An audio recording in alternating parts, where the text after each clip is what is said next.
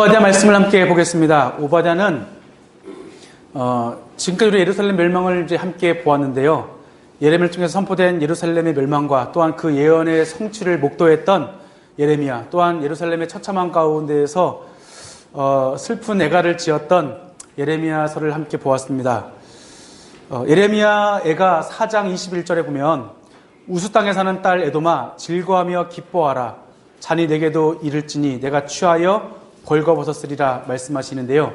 이러한 가운데 예루살렘을 또 약탈해가는 이러한 모습을 지적하시는 말씀입니다. 멸망 가운데 있었던 형제국이었던 그러한 에서의 후손이었던 에돔 족속인데요. 그 에돔 족속이 멸망 가운데 형제 나라의 멸망과 참상 가운데 있던 것은 함께 슬퍼하고 함께 아파하고 그 나라의 멸망을 자신의 멸망으로 여기면서 또 새롭게 회복되어야 될 텐데 그 가운데서 오히려 기뻐하고 약탈하며 인신매매하고 온갖 악행을 저지른 그 모습을 오바댜를 통해서 에돔의 경고의 말씀을 주십니다. 오바댜는 하나님 백성, 이스라엘 백성, 예루살렘 멸망을 바라보면서 기뻐하는 그들을 향해서 선포하신 말씀입니다. 구약에서 가장 짧은 말씀이 오바댜서입니다. 그래서 오바댜서로 설교하는 분들이 아마 굉장히 적을 텐데요.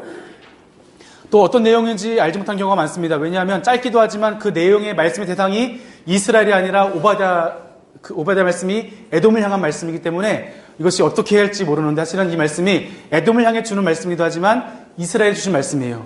너희들이 이렇게 되었을 때 그 나라들도 이렇게 심판받게 되었어. 그러니까 다시금 너희들 내가 보호한다는 그런 말씀으로 볼 수도 있습니다. 자, 오바댜서는 21절밖에 되지 않기 때문에 굉장히 짧은 책이지만 선지서에서 말하고 있는 그 주제들이 많이 나와 있습니다. 이스라엘의 원수들에 대한 여호와의 심판이나 여호와의 날에 대한 이야기, 시온산 그리고 여호와의 왕권에 대한 내용들이 간결하게 언급되고 있습니다. 이 말씀은 히브리어로 이제 오바댜라고 해서 여호와의 종, 여호와를 섬기는 자라는 그러한 이름의 뜻을 가지고 있고요. 기록자는 오바댜입니다. 그리고 이제 우리가 기록자 오바댜를 보면은 오바댜 이름이 구약 성경에 11번 정도 나오기 때문에 어떠한 오바댜인지는 우리가 알 수 없겠지만, 우리가 이렇게 지칭해서 누구라고 딱 잘라 말할 수 없겠지만, 우리가 이제 오늘 그 예루살렘 멸망쯤에 사역했던 오바댜를 우리가 이제 아시면 좋겠습니다. 이제 오바댜는, 이제 그의 이름 뜻 아시듯이 오바댜가 이름의 뜻이 아까 보신 것처럼 여호와의 종, 여호와를 섬기는 자이기 때문에 그 가정이 굉장히 독실한 가정이었을 것이다. 그리고 그의 부모가 여호와의 일꾼이 되기를 바랬던 그 오바댜가 여호와의 일꾼이 되기를 바랬던 그런 부모님의 마음으로 오바댜의 이름을 지었을 것이라 이제 볼 수 있겠고요. 오바댜의 이런 활동 이제 연대를 보시면 오바댜가 이제 기록 연대가 586년에 기록됐을 걸 보시는데요. 하나님의 진노를 산 에돔의 이러한 죄악상을 보고 있고요. 10절에서 14절에 기록된 그 말씀 보시면 에돔의 죄는 그들의 형제 유다를 대적해서 이방인과 연합하여서 예루살렘을 침략하고 약탈한 것을 볼 수 있습니다. 역사적으로서는 남유다가 에돔과 다른 나라로부터 고난받던 시기가 세 가지 있었는데 여호람 왕 때 블레셋과 아라비아를 통해서 그 에돔이란 나라가 남유다와 함께 고난받았습니다. 또 아하스 왕 때도 함께 고난받았고요. 자, 그리고 시드기야 때도 함께 고난받았지만 예루살렘이 멸망을 하니까 언제 그랬냐는 것처럼 그 아픔에 함께 아파하지 않고 오히려 그 다른 예루살렘을 멸망시킨 그 나라처럼 같이 약탈했던 그들의 모습 가운데 볼 수 있습니다. 그래서 10절에서 14절 말씀 보면은 예루살렘 멸망에 대한 언급을 통해서 오바댜는 예루살렘 멸망 이후 즉 586년에 기록되었을 것이라 보고 있고요. 2절에서 9절 말씀 보면은 이제 예루살렘 멸망을 페르시아 시대로 본다고 한다면 586년에서 450년 경 사이에 선포된 예를 볼 수 있는데 종합부에 보면은 이제는 우리가 이 멸망 즈음의 구체적인 내용을 통해서 우리가 586년 즈음에 이 말씀이 기록되었을 것이라고 저희가 볼 수 있습니다. 자, 배경 보시면 에돔은 이스라엘과 형제국이지만 오랜 역사를 통해서 적대 관계 속에 있었던 나라입니다. 이스라엘이나 유다나 얽힌 에돔의 내력은 아주 오래되었는데요. 에돔의 이삭의 복을 받지 못했지만 여호와께서는 에돔의 후손들에게 굉장히 신실했던 분입니다. 우리가 성경 말씀에 신명기 2장 12절 보면은 에서의 후손들이 세일에 거하던 호리 사람을 몰아내고 그 땅을 차지한 것으로 기록되어 있는데 그 후에 말씀 보시면 뭐가 있냐면은 실제로는 하나님께서 그 에돔의 원수들을 몰아내시고 그 땅을 에돔에게 주신 것으로, 다시 말하면 야곱은 사랑하고 에서는 미워했다고 했지만 그 에서를 결코 미워하신 것이 아니라 에서가 미움받을 만한 일을 했던 것이죠. 하나님께서는 이 에돔을 미워하지 않고 그들에게도 하나님의 백성이었기 때문에 그들을 향한 사랑으로 그 호리 족속을 물리치시고 그들에게 땅을 주신 그 사건을 살펴볼 수 있습니다. 그리고 출애굽 당시에도 이스라엘은 에돔과 다투지 말라는 명령을 통해서 그들과 다투지 않았고요. 에돔에 대한 하나님의 이 특별한 배려, 특별한 사랑이 있었지만 그 이스라엘 백성들이 그 땅을 지나가고자 했을 때 허락하지 않았을 뿐만 아니라 오히려 큰 군대를 일으켜서 이스라엘을 쳤기 때문에 이제 이 하나님의 약속이 깨지게 됐던 것을 우리가 살펴볼 수가 있습니다. 자, 그런데 이제 이렇게 하나님의 사랑을 받았고 하나님의 신실한 사랑 가운데 하나님께서는 에돔을 이스라엘의 그 형제국으로서 또한 이삭의 자녀로서 똑같이 사랑하셨지만, 그런데 이러한 가운데에서 에돔은 하나님의 말씀을 떠나게 되었고요. 또 나중에서는 이렇게 그럼에도 불구하고 보호하셨던 불구하고 예루살렘 멸망 때 바벨론에 의해서 함락되었을 때 오히려 그들과 함께 여기에서 바벨론 통치에서 벗어나서 오히려 예루살렘을 약탈하는 그런 모습을 살펴볼 수가 있습니다. 자, 이렇게 에돔이 유다에게 우방국에서 적대국이 되어는 이러한 순간이 있다는 것을 우리가 그런 배경 가운데 있다는 것을 함께 살펴보았으면 이제 좋겠습니다. 자, 말씀 기록 목적을 보시면요. 형제를 적국과 도모하여 고난에 빠지게 하고 그것이 지혜라고 교만한 그 에돔을 향해서 하나님의 심판을 멸망하고 선포하고 있는 것을 볼 수가 있습니다. 또 이스라엘의 회복, 에돔이 멸망한 것에 의해서 반하여서 에돔의 멸망은 곧 이스라엘의 회복함을 하나님께서 해서 말씀해주고 있고, 하나님께서 만민으로 하여금 하나님께서 여호와이신 것을 알게 하고자 하나님께서 이 말씀을 선포하신 내용을 볼 수가 있습니다. 첫 절 보시면 오바댜의 묵시라 하시면서 그것이 오바댜를 통해서 말씀하는 것을 볼 수 있고 에돔에 대해서 말씀하신 내용인 것을 볼 수가 있고, 마지막 끝절을 보시면 구원받은 자들이 시온에서 오면서 이스라엘의 회복에 대해서 말씀하시는 내용을 살펴볼 수가 있겠습니다. 21절밖에 안 되지만 우리가 이제 크게 보면은 이제 두 가지로 되어 있고요. 에돔을 향한 여호와의 심판과 여호와의 날에 대해서 말씀이 나와 있고, 그래서 피할 수 없는 심판, 에돔의 죄에 대해서 말씀하고 있고, 여호와의 날에는 만국에 대한 여호와의 날의 그 심판이 있고요. 이스라엘의 구원에 대해서 말씀이 기록되어 있는 것을 우리가 살펴볼 수가 있습니다. 자, 먼저 우리가 피할 수 없는 심판을 함께 보시면요. 자, 한번 3절 말씀을 함께 읽겠습니다. 너의 마음이 교만이 너를 속였도다. 바위 틈에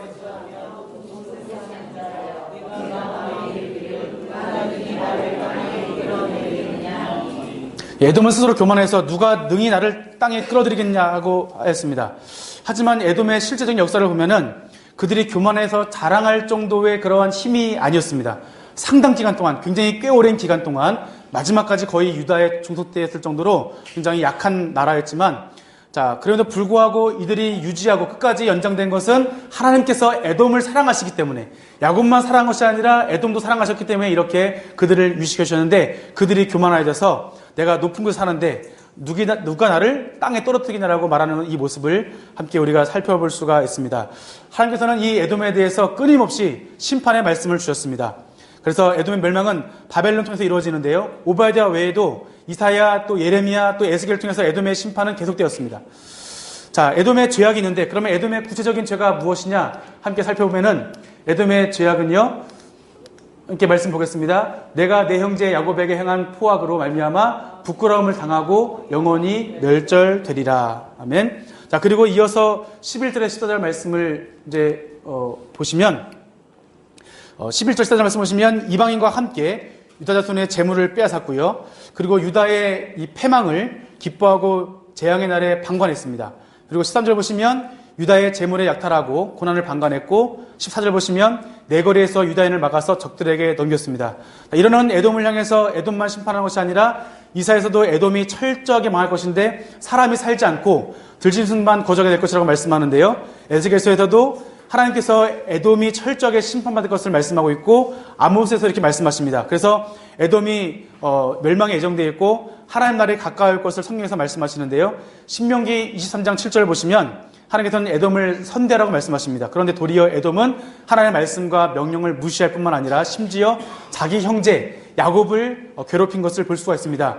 여기서 지금 말씀하는 것은 이스라엘을 야곱이라 표현하죠. 왜냐하면 야곱의 형제 에서이기 때문에, 에세 형제 야곱이기 때문에 이 형제라고 하는 것을 강조하기 위해서 이스라엘이 아니라 야곱이라고 해서 표현하는 것을 볼 수가 있습니다. 그렇다면 하나님께서 이들을 심판하시는 날 어떻게 될까요?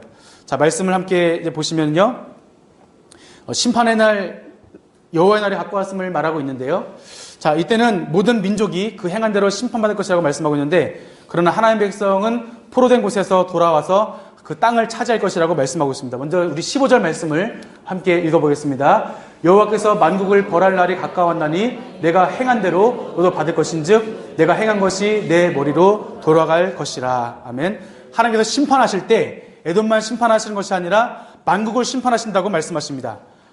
자기 자녀가 잘못했을 때 책망하시죠. 아까도 예레미야 보셨을 때 그 남유다를 그 주변에 있는 열국에 있는 열 왕국을 심판하는 것은 하나님의 백성 이스라엘을 심판하시지만, 그러나 이 이스라엘 괴롭힌 나라 또한 하나님께서 두지 아니하시고 그들도 심판하시는 것을 말씀하고 있습니다. 이스라엘 향한, 하나님 자기 백성을 향한 책망이 끝난 후에 그 자기 자녀를 괴롭힌 나라들을, 죄짓게 한 그 나라들을 심판하시는 것을 볼 수 있겠죠.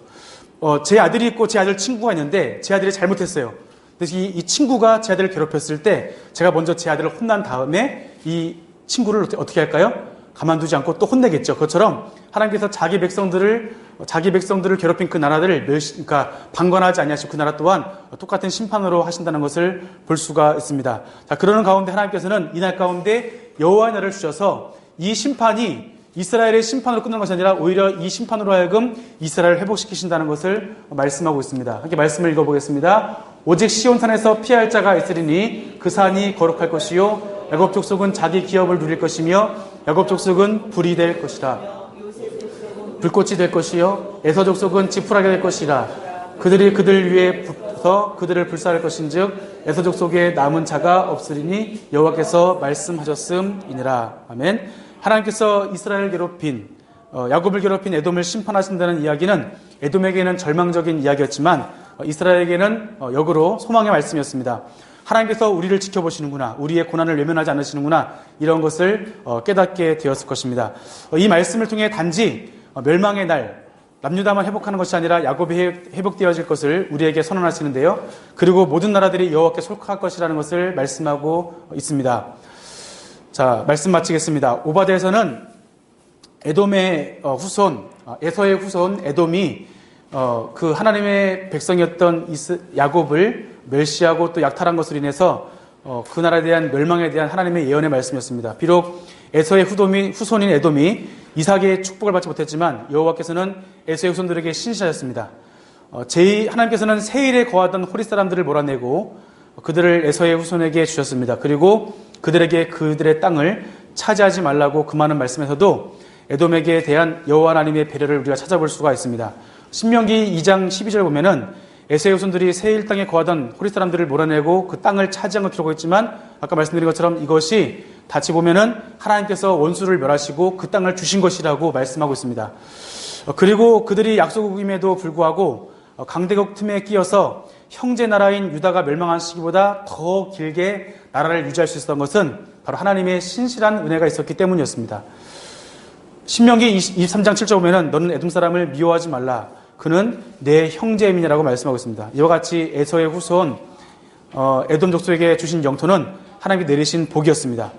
그리고 이스라엘에게 에돔 족속을 미워하지 말고 그 땅을 빼앗지 말라고 당부하시면서 에돔 족속을 배려해 주셨습니다.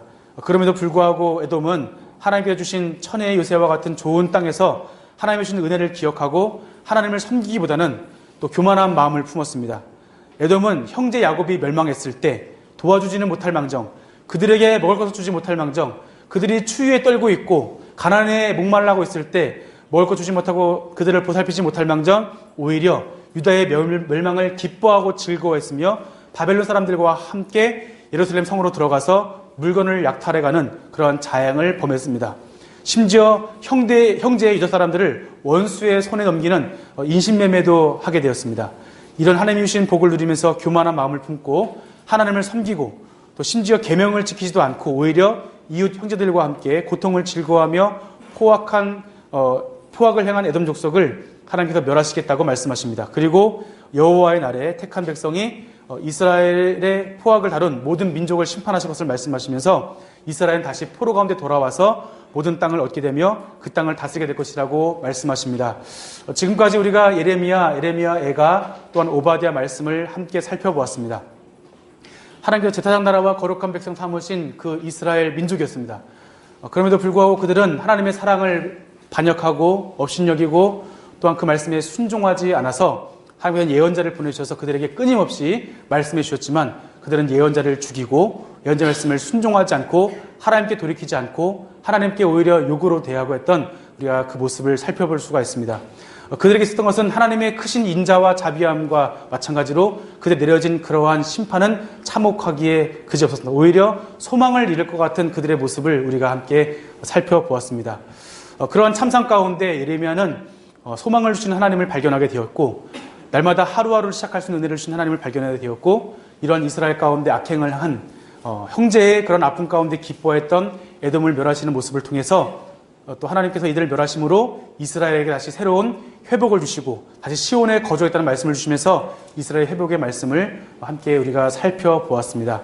오늘 이 말씀처럼 우리 시대 가운데서도 또한 이 성경의 역사를 바라보면서 우리 하나님의 그 아픈 마음을 품고 또 예레미야를 통한 그 마음 또한 그 아픔 가운데 있었던 하나님을 신뢰하며 나갔던 예레미야 애가와 같은 소망을 바라봤던 그 말씀처럼 또한 우리를 지키시고 인도하시고 보호하시는 하나님의 그 섭리와 손길을 우리가 함께 발견하시기를 간절히 소망합니다. 기도하겠습니다. 살아계신 아버지 하나님 감사합니다. 예레미야 애가와 오바댜를 통해서 우리의 멸망 가운데 범죄함으로 멸망할 수밖에 없는 우리들을 바라보시고 아파하시고 내가 그 기도를 듣지 않겠다 말씀하시지만 주의 선지자 예레미야는 그럼에도 불구하고 기도하고 전하고 싶지 않아서 전하지 않으면 견딜 수 없는 답답한 마음을 주셔서 전할 수밖에 없고 전함에도 불구하고 돌아온 것은 모욕과 치욕밖에 없었는데 그럼에도 불구하고 그 가운데서 주의 말씀을 전했던 예레미야의 심정 그것이 하나님의 심정임을 우리가 함께 보았습니다. 하나님 아버지 이 시대 가운데서도 하나님의 긍휼과 자비가 필요합니다. 우리가 이 가운데서 하나님의 소망을 바라보 나갈 수 있도록 인도하시고 우리가 하나님을 믿는 그리스도인으로서 우리가 주의 거룩한 백성으로서 날마다 우리에게 새날을 주시는 우리의 현실이 바뀌지 않고 우리의 상황이 바뀌지 않는다 할지라도 주님을 향한 참 믿음 가운데 나갈 수 있도록 인도하여 주옵소서. 예수님의 이름으로 기도합니다. 아멘.